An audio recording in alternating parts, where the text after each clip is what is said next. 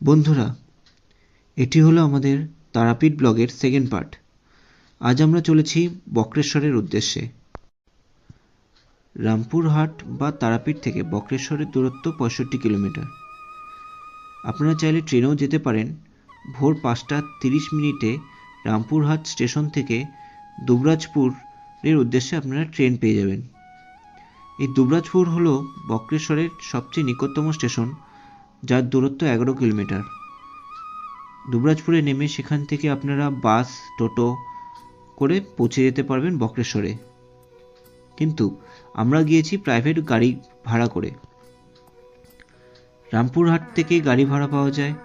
গাড়ি ভাড়া প্রায় 1500 থেকে 2000 টাকা পড়ে।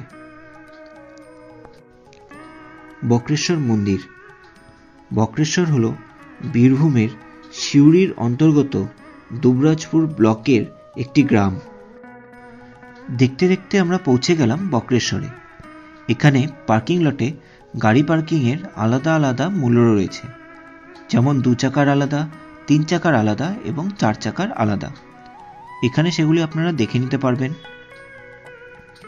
আর এই হলো বক্রেশ্বরের উষ্ণ জলের কুণ্ডের প্রবেশদ্বার। এখানে প্রবেশের টিকিট মূল্য জনপ্রতি 5 টাকা।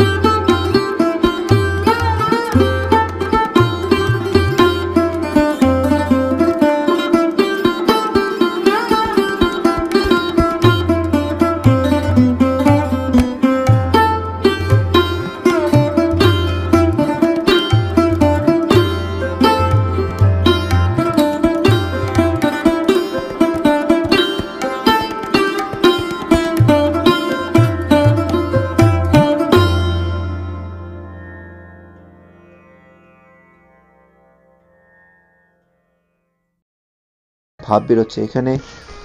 এখানে চাল ফেলে দিলে সেটি ভাতে পরিণত হয়ে যায়। আর এখানে কোনো জীবন্ত প্রাণী পড়ে গেলে সেটা একটুকুও বাঁচতে পারে না। এই জলে স্নান করার পরে সারাদিন জার্নির ফলে যে ব্যথা, বেদনা বা ক্লান্তির অনুভব করবেন, সেগুলো একেবারে দূর হয়ে যায়। একদম নিজেকে ফ্রেশ বলে মনে হয়। আমরা বেশ কিছুক্ষণ এই জলে স্নান করেছি, তারপর রওনা দিই মন্দিরের পথে। বন্ধুরা, এবার আসুন এই বক্রেশ্বরের কিছু ইতিহাস জেনে নেওয়া যাক। কেন এই জায়গার নাম বক্রেশ্বর হলো, সেই গল্প শুনে নেওয়া যাক। পৌরাণিক কথা অনুযায়ী অহোদ ঋষি ও সুজাতার পুত্র ছিলেন বক্রেশ্বর মুনি। তিনি তার পিতার অভিশাপের জন্য মাতৃগর্ভে অষ্টবক্র রূপ ধারণ করেন। এই অষ্টবক্রর অর্থ হল যার শরীর 8টি অঙ্গে বাঁকা বা বিকলাঙ্গ।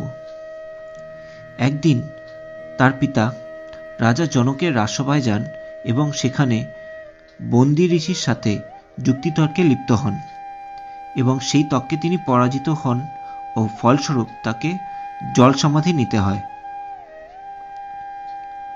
অষ্টবক্র মুনি জন্ম থেকেই ছিলেন বিদ্যমান এবং মহাজ্ঞানী।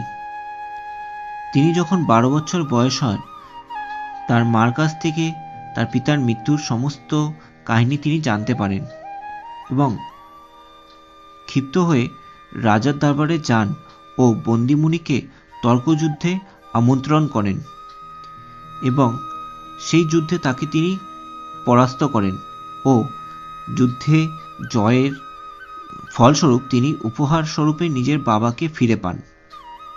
তারপর পিতার নির্দেশ অনুসারে তিনি সেই নদীর তীরেই শিবের ধ্যানে মগ্ন হন।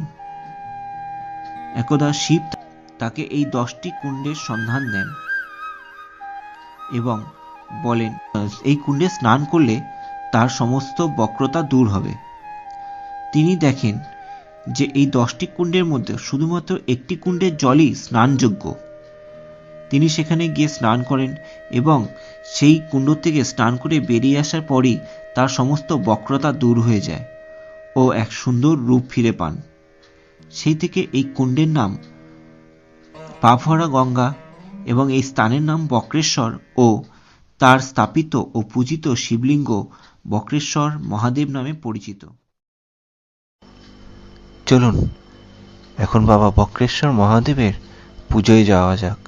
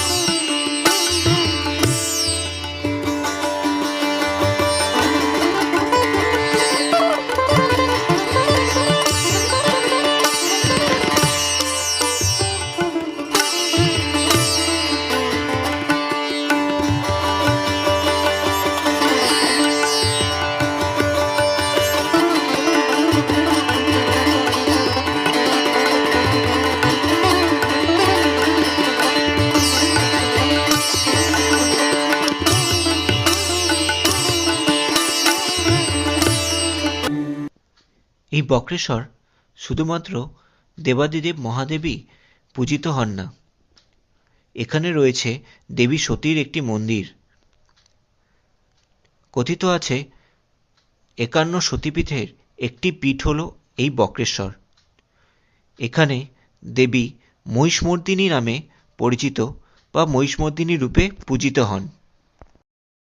পৌরাণিক কাহিনী অনুযায়ী সতীদেবী তার নিজ পিতা দক্ষরাজের যজ্ঞসভায় পতিগুরু শিবের নিন্দা সহ্য করতে না পেরে ক্ষোভে দুঃখে সেখানেই প্রাণ ত্যাগ করেন।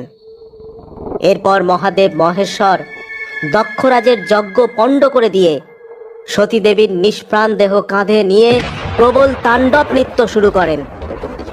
তখন সৃষ্টি রক্ষার্থে বিষ্ণু তার সুদর্শন চক্রের দ্বারা সতীর দেহ 51টি অংশে খণ্ডিত করে দেন, আর সেই 51টি খণ্ড মর্তলোকের 51টি পবিত্র স্থানে পতিত হয়ে পাষাণে বা পাথরে পরিণত হয়।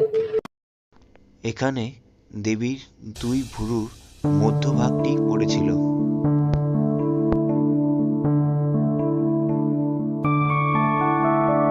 मधुकैटव विध्वंसी विधात्री वरदे नमः। रूपं देहि जयं देहि यशो देहि दिशो जहि। महिषासुरनिर्णाशि भक्तानां सुखदे नमः। रूपं देहि जयं देहि यशो देहि दिशो जहि। এখন যাচ্ছি অক্ষয়বট দেখতে, বক্রেশ্বরে অক্ষয়বট দেখতে। তো দেখুন কেমন গা মিশমিশে থমথমে পরিবেশ, চারদিকে মন্দির। হ্যাঁ, অক্ষয়বট। চারদিকে মন্দিরগুলো দেখুন কেমন আছে, একদম গা থমথমে একটা পরিবেশ রয়েছে এখানে।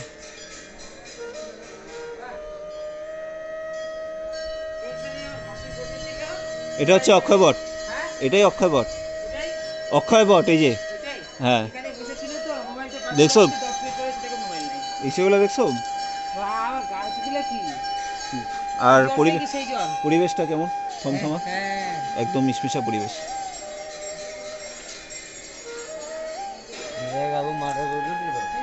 না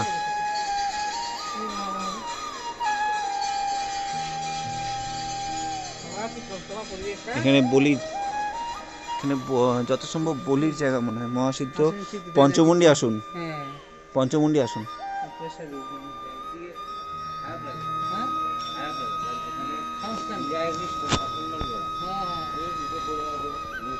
এই পঞ্চমুণ্ডী আসুন এটা।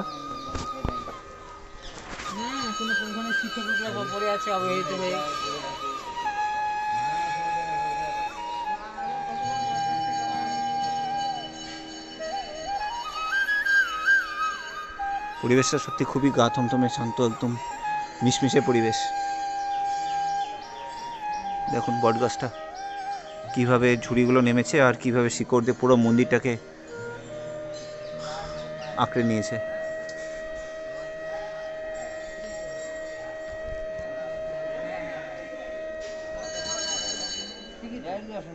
কি অনেক 12টা শিব মন্দির আছে যেটুকু আমি জানি। নিয়ম অনুযায়ী এগুলোকে সম্মান দেওয়া উচিত, অ্যাটলিস্ট কিছু না হোক করতে। না না,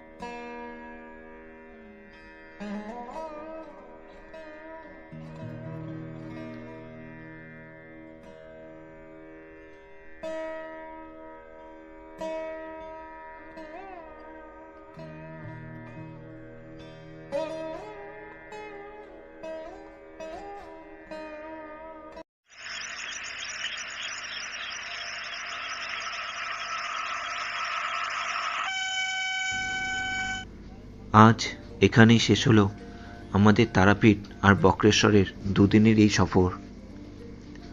তারাপীঠ ও বক্রেশ্বরের নানা স্মৃতি মাথায় নিয়ে ফিরে চললাম আমরা ঘরের উদ্দেশ্যে।